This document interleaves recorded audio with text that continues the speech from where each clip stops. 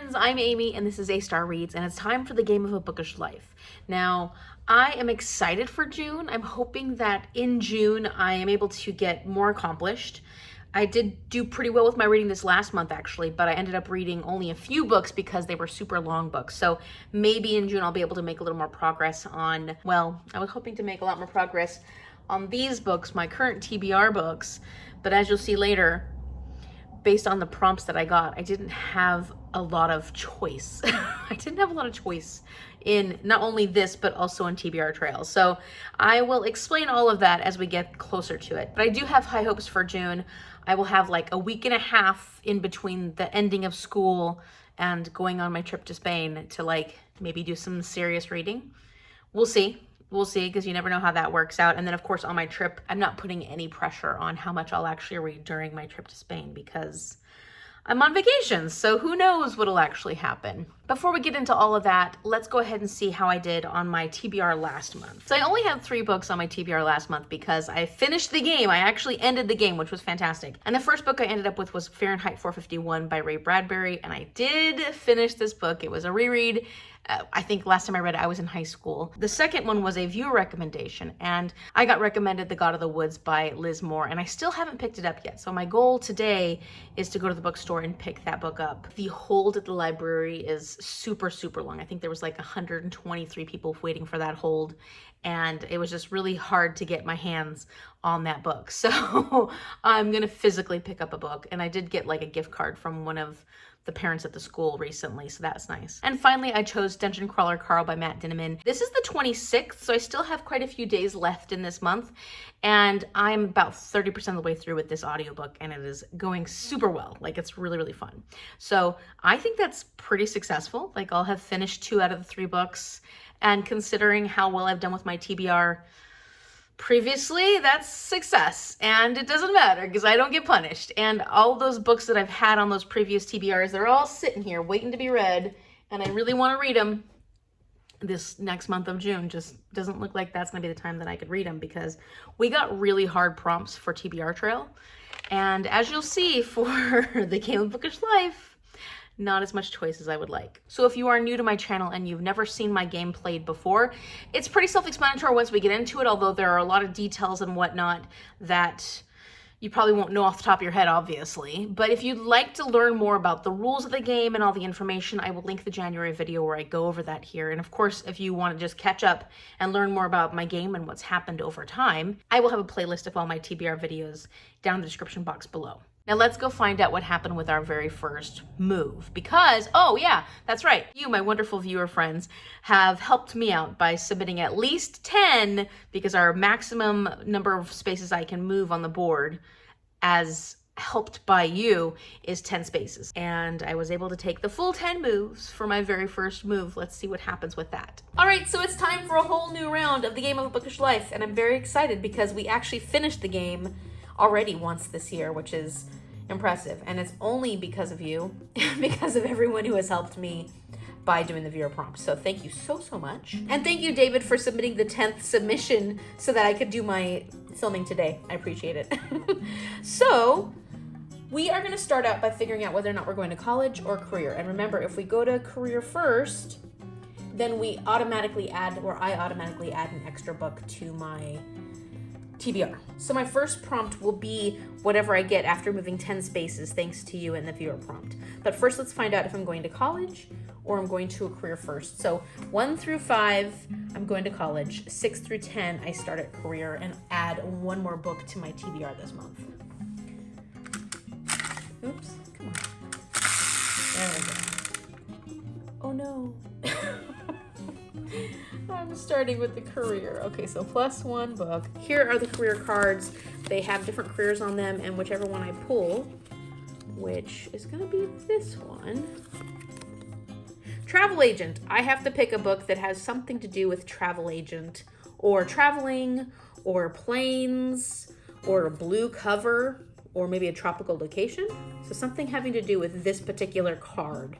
This is my inspiration. Okay, so before we actually get into the very first move, I ended up having to choose a career. And for the career, I got travel agent, which meant that I had to basically loosely take that card and figure out a prompt or a book to go with it. So I ended up choosing Where'd You Go, Bernadette by Maria Semple, because this is a book that I've had on my TBR for quite a while. I don't remember why I picked it up, where I picked it up. Probably just at a bookshop somewhere, and I was like, oh yeah, I'm interested in that one. And this is about a woman named... Duh. It's right there. And it has a lot to do with her and her relationship with her daughter, because Bernadette is agoraphobic. She does not like to leave the house, and her family has decided they want to go on a trip to Antarctica. And in preparation for this trip to Antarctica, Bernadette goes missing, and her daughter is using clues that Bernadette has left behind to learn more about her mom and her history and why she might have gone missing and what that means for their family. And I think that this is actually meant to be a very strong relationship building story between mother and daughter, and she has to try and figure out how to accept her mom for the imperfect person that she is. And I just really love stories like that, so I'm very excited to read this one. I've also heard really good things about it. I know there's an adaptation, so I'm curious. And this works for something else later on this video as well, so I'm kind of excited that this is working for multiple things. So that was technically book one, but that was my added book. So now, using the viewer prompts, I'm gonna be able to move 10 spaces. So I've got to adjust my angle. Hold on one second. So starting at my career as a travel agent, and I'm traveling a lot this summer, so it works out perfectly. Okay, 10 spaces. 1, 2, 3, 4, 5, 6, 7, 8, 9, 10. Nature on the cover. That's not hard. Any kind of nature on the cover. Okay, so thanks to you and those 10 extra moves, I got pretty far along on the board already. And I got the prompt nature on the cover, which is typically a pretty easy prompt. So I'm gonna go with a book that I've put on many TBRs in the past, and I'm really hoping to this time actually get to it. And that is Skyward by Brandon Sanderson. And as you'll see, there's quite a bit of nature on the front because we've got all these trees, we've got some crags, you know, that's part of nature, and we've got a human being, that's part of nature, but like there's a lot of tree line and things going on like that. That's trees, right? I'm gonna say that's trees. And so that's nature on the cover. And Skyward by Brandon Sanderson is his YA sci-fi series that I've heard amazing things about this book and then mixed things about books further on in the series. And I'm really hoping to finally dip my toes into Brandon Sanderson, but do it in a way where I'm not committing to any really giant books. I mean, this is a big book, but it's YA, so I imagine it won't take too long to read. And this is all about Spensa, and Spensa wants to become a pilot. Her father was a pilot, but unfortunately her father did something within the military to bring shame on himself, and then he died, and that brings shame on her name. And so she is not highly looked upon at all, and yet she still wants this opportunity to become a pilot, and she has to fight this reputation that she has received because of her father's situation while she's in flight school. So still very excited about this book, even though I've put it on so many TBRs and never actually read it. Spin number 1, which is actually book number 3, we're gonna see where I'm gonna go from here. 1, I'm not gonna go very far, but that is a book card. So let's see what book card I get.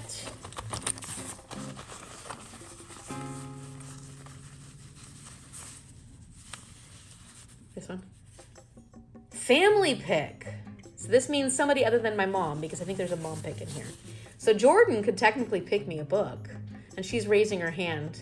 So she wants to be the family that picks me a book. All right, so I was the family member who got to pick a book for Amy, and I picked The New Menopause by Mary Claire Haver.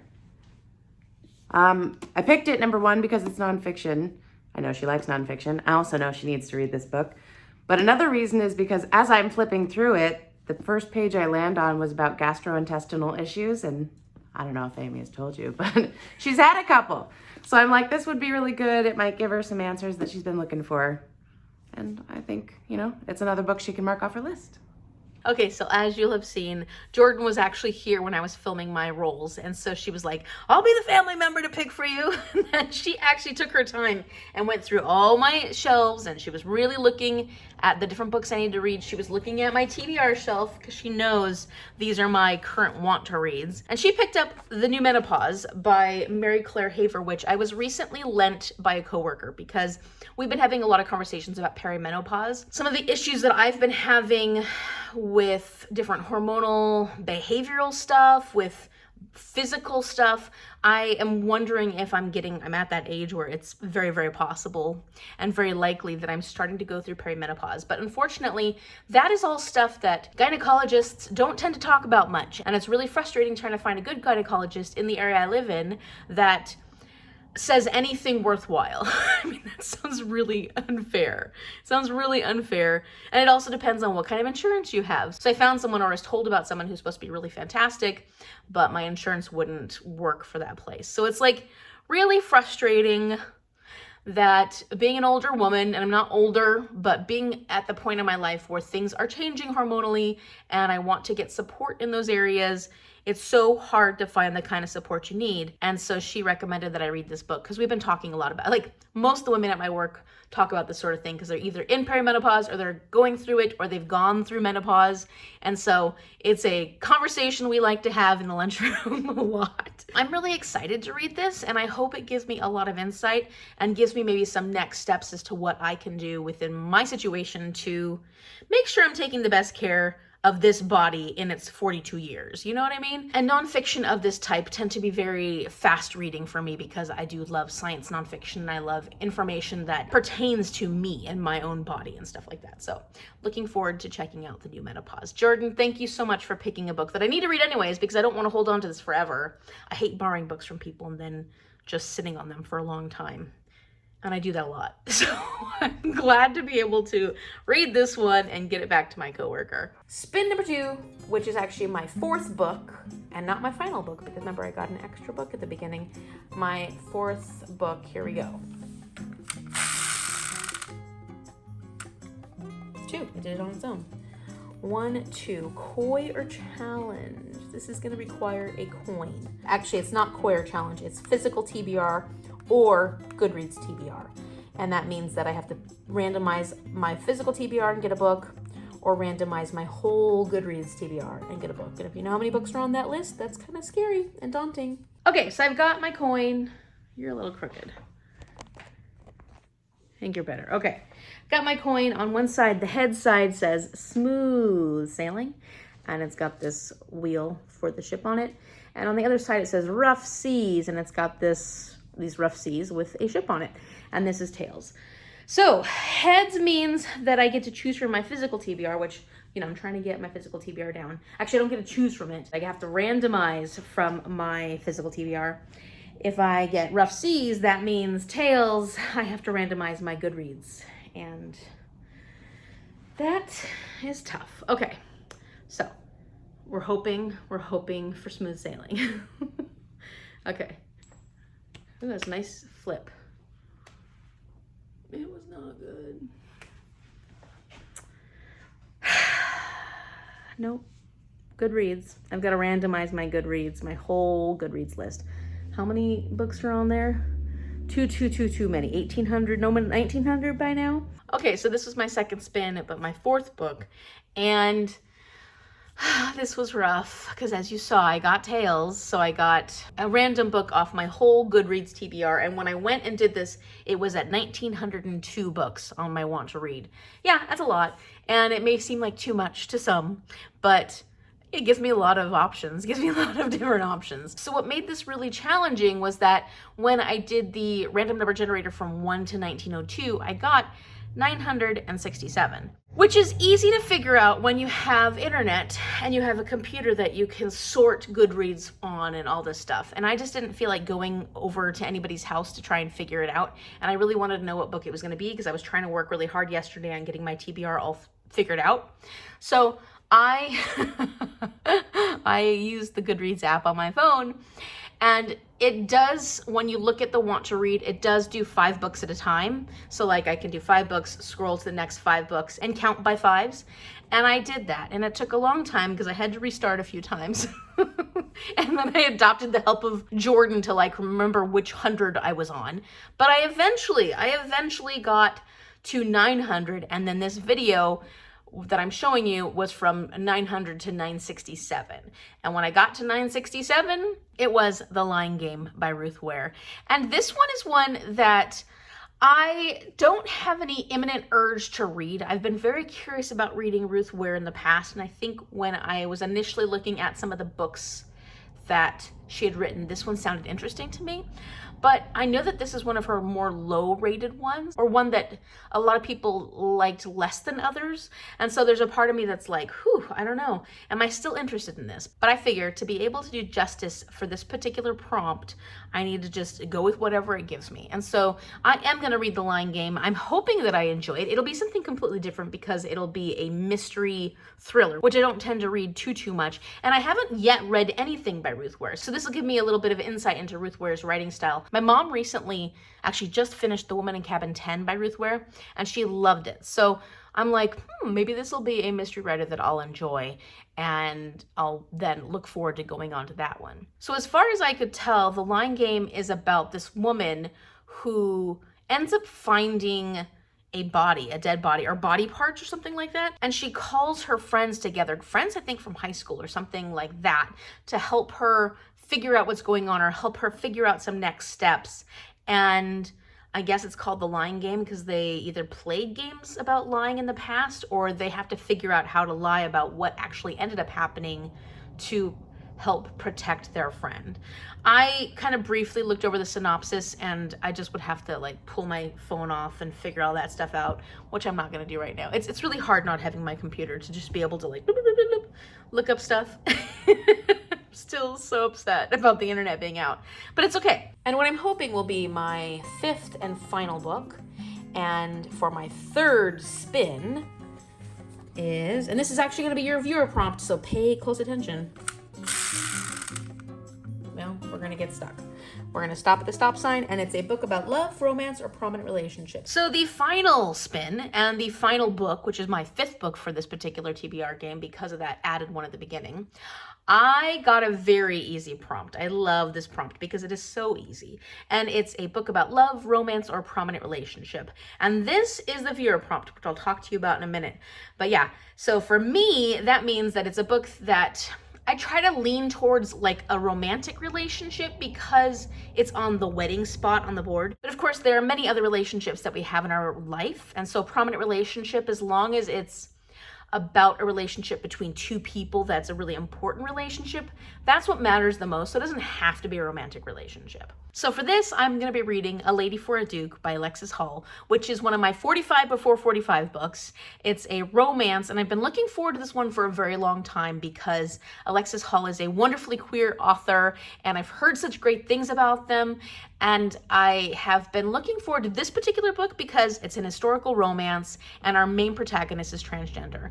And this just sounds fun, it sounds lighthearted, it sounds very romantic, and it's perfect for the month of June because June is Pride Month here in the US, and I want to celebrate that with a fabulous book just like this one. So in this story, we have our main character, Viola, who is caught up in this big, I don't know if it's a battle of some sort, but her life changes and she's able to be herself finally, completely be herself. But her best friend during this battle thought they lost her, and it's the most devastating thing for them because they absolutely loved their best friend. And when Viola comes back into contact with them, she really tries hard to help her friend heal from this whole situation. But of course, things are a bit different now. And their relationship is changing and there are romantic feelings blossoming between these two. And the little blurb says, like, for people who love Bridgerton and different books like that. I have fun and I love reading different Regency romances, especially if they're done well. You know, it depends. The old ones from the 80s that I read would be very difficult to read now because there would be a lot of issues. I can't wait to read it in this next month. It'll be a great summer book. It'll be a great fun vacation time book, I think, unless the topics are so serious that it ends up being a lot heavier than I imagined, but I have a feeling it's going to be more playful and whimsical and fun, and then of course have those underlying themes, but still keep it fairly light.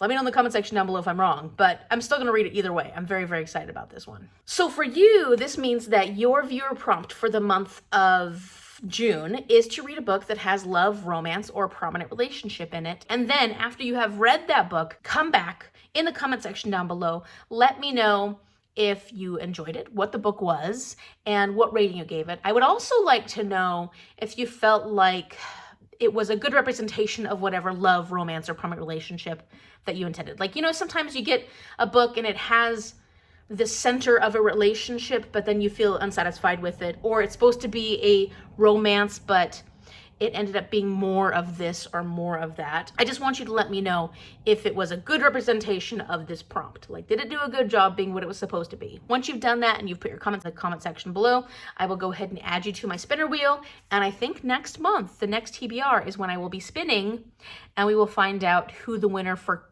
Q2 is, who the winner of the viewer prompt subscriber giveaway ends up being. The next TBR I want to talk about is my TBR Trail, which is becoming something I'm doing every single month until we finish this competition between the Azrays and the Centaurs. And it's this TBR game that was created by Kim from Expedition Through Pages, my wonderful friend Kim. And in the past, she played the game on her own, and then she did a teams-based game with her and her mom. And then she was like, you know what, I'm gonna invite Amy and her mom to be the heads of a team, and so we're competing as centaurs, we're the centaurs, against the Azrays, and that's Kim and her mom, Julie. They're the leaders of that team. So we've got an amazing group, and I don't want to spoil anything, so if you don't know anything about this yet, or you haven't yet watched the live show we did, I will link it up here so you can go there now, but make sure you come back. But as centaurs, we won again, and we won by 6 points. It was very, very close. And the other sad, difficult thing is that we ended up getting really hard prompts this month for the month of June. And so we're all fairly like, oh no. Last month was hard too because we got a 1,000 plus page book. And a lot of us actually did it. Like, most of us did, I think, by audiobook, but we were able to get that accomplished. This month, it feels like everything is so specific, and that made it difficult because a lot of us have TBRs we want to make sure we're reading towards. And this particular TBR Trail TBR was not friendly at all. So for our first prompt, we had to go see a fortune teller. And for that, we got a prompt that was a book set in the future, has a seer as a main character or as a character, or involves time travel of some sort.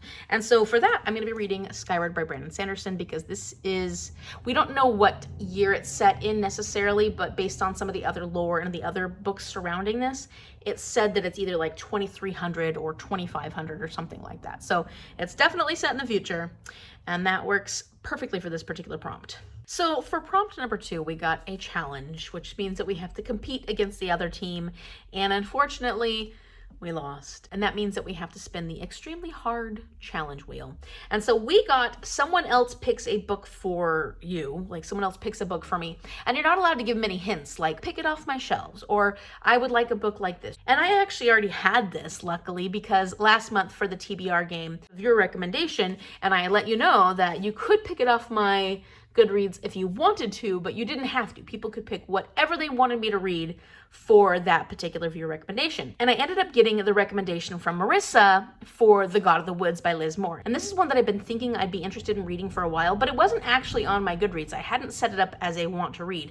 Not that I don't want to read it, just that I was like, I don't know yet. And so I hadn't put it on there because, you know, I already have like 1,900 want to read books on my Goodreads TBR. But luckily I didn't have to make that choice for myself because Marissa chose it for me. And because of that, this absolutely works for this prompt. So I'll be reading The God of the Woods by Liz Moore. And I don't actually know what this is about. I don't remember. I know I've heard so many people talk about it, and right now my mind is totally blanking. I know it's a mystery and I'm very intrigued by it. I love the cover. And that's something that's kind of out of what I normally read, but also something a little more literary. I kind of feel like this is more of a literary mystery. I could be wrong. I could absolutely be wrong, but I feel like it's within the types of books that I will really enjoy. So I'm hoping that this is a win. And Marissa, thank you so much for this recommendation. Prompt number 3 was a genre pick, and we had to have a spinner wheel, and it ended up on nonfiction, which I was super excited about because I just restarted The Indian Card by Carrie Lowry Schwetzpeltz.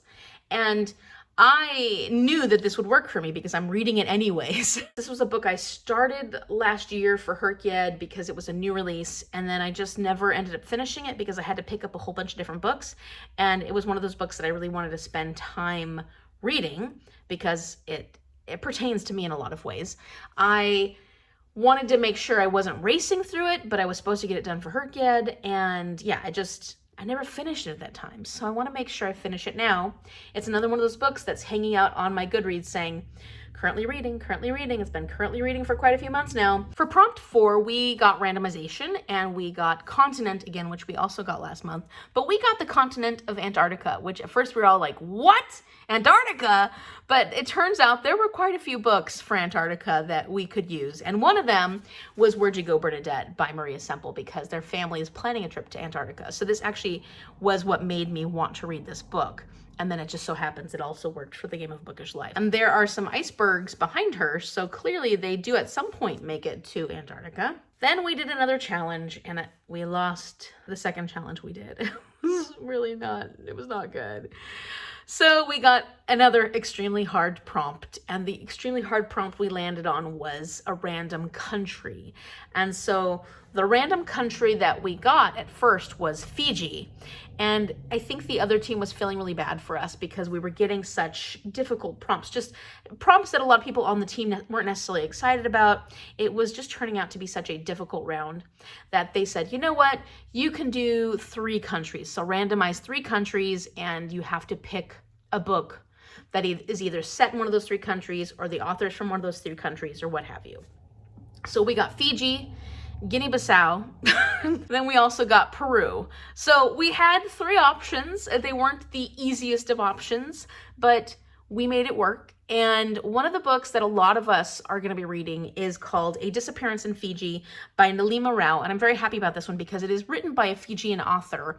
And it's a mystery. It's a mystery about somebody disappearing in Fiji. I didn't actually look up the synopsis at all. I just was like, oh, I can get my hands on that easily. And it's not a very long book, and it's a mystery. So that should be another fun one. It's got this tropical, beautiful cover, so it gives me those summertime vibes. I think this is going to be a good choice for the country of Fiji. And finally, our 6th prompt is a bookish challenge. We've all set a bookish challenge that we're supposed to pull from for this whole round of the game until we win the game or lose the game. And my bookish challenge that I set for this one was to read books off my 45 before 45. So 45 books that I will read before 45. I will link that video up here. And that was great because I want to read more books off of this particular challenge.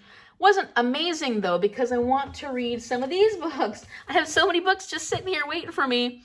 And most of them did not work for these prompts or for my Game of Bookish Life prompts. Just more work. But A Lady for a Duke by Alexis Hall is on my 45 before 45 because I just wanted to give this book a try, and it's one of those books that's been sitting in my mind for a long time saying, read me, read me, read me. And so because I hadn't ever got a chance to get to it yet, I put it on my 45 before 45 list. And so this will work for this bookish challenge prompt. And then our activity that we have to do in honor of Pride Month here in the US is that we're either going to do a rainbow book stack, or we go to a place within nature or out in the world around us and take a picture of a rainbow somewhere. So like we have this beautiful rainbow bridge here in Bellingham that we're thinking we might go take a picture on, and that will just capture the spirit of Pride in the month of June. I also could probably, look, from this, I could actually do a rainbow stack from the books that I have on here. So I might do that as well. Maybe I'll bring my rainbow stack of books and take a picture on the rainbow bridge.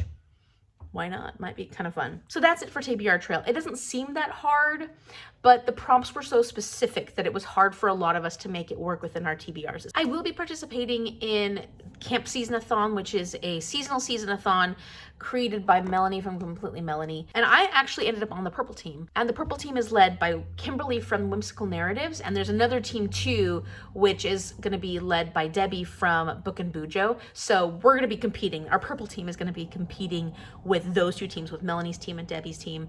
And I'm excited to see how this is gonna go.